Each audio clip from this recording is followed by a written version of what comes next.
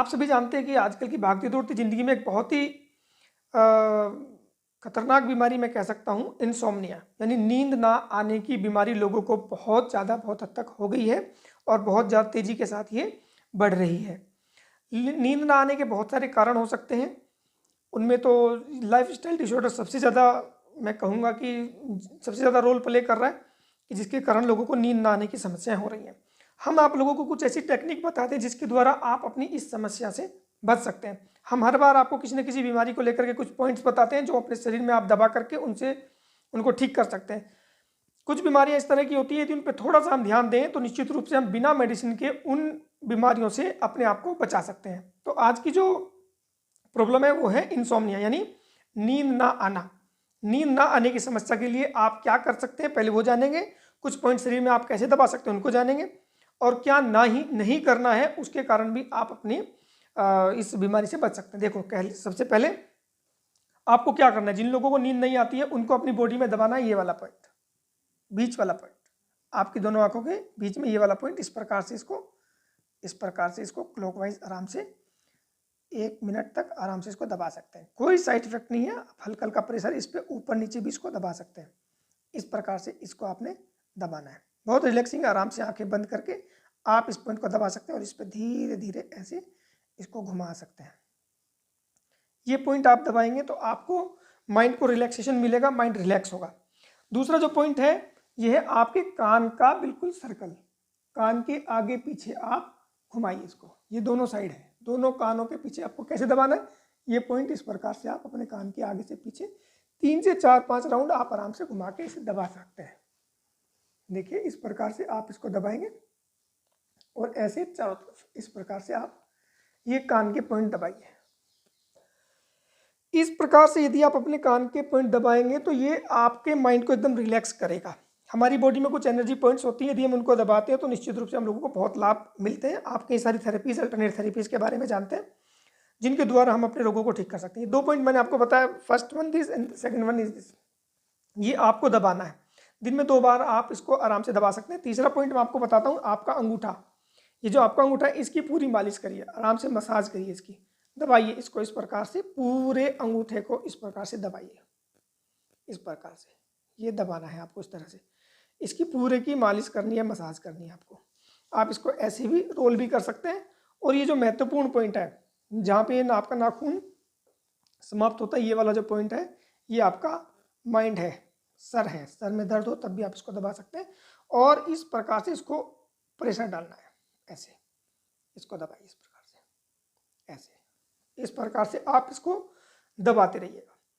2 minute 3 minute तक आप इसको आराम से दिन में 2 से 3 बार इसको कर सकते हैं, कोई साइड इफेक्ट नहीं है। और इसकी मालिश करने से भी आपको माइंड रिलैक्स होगा और आपको नींद आने में ये आपकी बहुत मदद करेगा। इस प्रकार से आप इसको दबाइए। आप इस पे यहाँ पे ब्लैक कलर का स्केच होता है, स्केच वाटर वाला स्केच होता है ना, उसका ब्लैक कलर भी आप यहाँ पे अप्लाई कर सकते हैं, यहाँ पे उसको भी आप लगा सकते हैं, उससे भी आपको रिलैक्सिंग मिलेगा।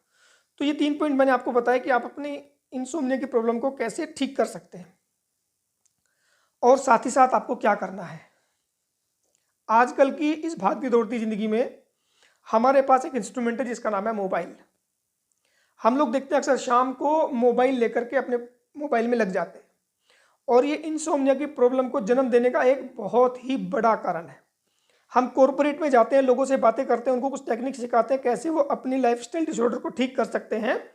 तो जो इंसोम्निया की प्रॉब्लम जितने लोगों को है, यदि उनसे सबसे हम बात करते हैं तो पता चलता है सबसे बड़ा जो कारण है वो है आपका फ़ोन, आपका मोबाइल।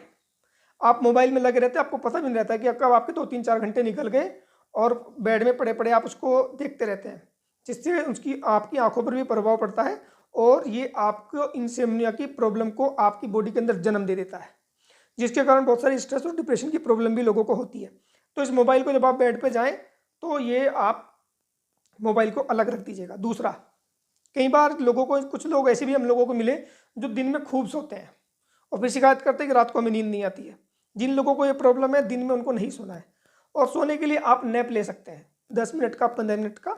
आप आराम से आंखें बंद करके रेस्ट करिए, वो बहुत अच्छा होता है, वो शरीर के लिए भी अच्छा है। लेकिन आप लंबे समय तक सो रहे हैं, कुछ लोग तो ऐसे होते हैं घर में फ्री होते हैं, लेट जाते हैं, थोड़ी देर सो गए, फिर कुछ काम करने लगे, फिर उसके बाद फिर बैठे, फिर 10 मिनट के लिए सो गए, फिर कुछ काम करने लगे, तो यानी 2-3 बार यदि उनकी इस तरह की नैप हो जाती है तो वो भी उनके अंदर बॉडी के अंदर इंसोम्निया की प्रॉब्लम को जन्म देती है और रात को टाइम उनको फिर नींद नहीं आती है।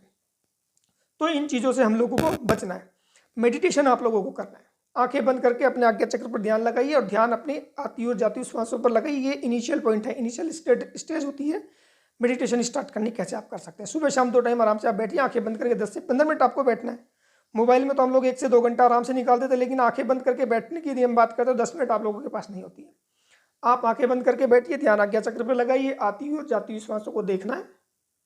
Inhale positivity and exhale negativity, सब नेगेटिव थॉट्स को अपनी श्वासों के द्वारा बाहर निकालना है, ऐसा फील करना है। और एक होता है भ्रामरी प्राणायाम। भ्रामरी प्राणायाम आप सभी जानते हैं, भ्रामरी प्राणायाम का शाम को सोते टाइम, सोने से पहले अपने बेड पर बैठ के आप इसका अभ्यास कर सकते हैं। बहुत ही सिंपल और सरल है।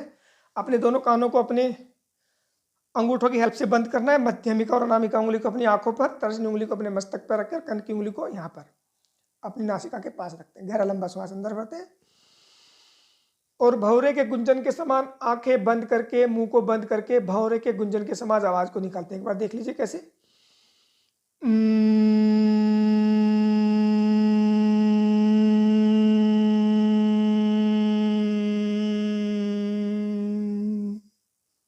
इस प्रकार से ये भ्रामरी प्राणायाम है। इस भ्रामरी प्राणायाम का अभ्यास आपको करना है। कितना करना है? 5 से 7 बार, 10 बार भी आप इसको आराम से कर सकते हैं। 5 बार आराम से करिए अपने बेड पे बैठ के, आंखें बंद करके। इस प्रकार से भ्रामरी प्राणायाम का अभ्यास आपको करना है। भ्रामरी प्राणायाम आपके माइंड को बहुत रिलैक्स करेगा, इसके बहुत सारे बेनिफिट्स हैं और ये आपकी इंसोम्निया की प्रॉब्लम में आपको बहुत अच्छे रिजल्ट देगा। ब्रीदिंग एक्सरसाइज आपको करनी है, यानी मैंने कई सारी चीज़ें आपको बता दी हैं। ये छोटी छोटी चीज़ें आप अपने जीवन में इसको लगाएंगे तो निश्चित रूप से आपको बहुत लाभ मिलेगा। Now thank you very much from my side. Wish you a healthy body and happy mind, and request you to all please like and subscribe my YouTube channel, and see you next. Thank you.